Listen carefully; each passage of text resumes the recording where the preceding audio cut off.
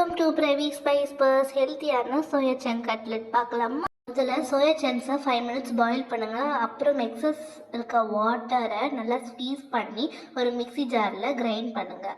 அதுக்கப்புறம் ஒரு பவுலில் கிரைண்ட் பண்ண சோயா சங்க்ஸை சேர்த்து ஆனியன், இஞ்சி பூண்டு paste, chilli powder, coriander powder, salt, கடலை மாவு, கொரியாண்டர் லீவ்ஸ், வெள்ளை எள்ளு, சீரகம் சேர்த்து நல்லா மிக்ஸ் பண்ணுங்கள்.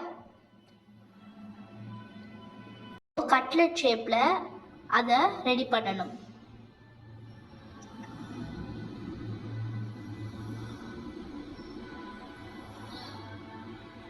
ஒரு தவா இல்லைன்னா பேனை ஹீட் பண்ணி கொஞ்சம் ஆயில் ஆர் கீயை சேர்த்து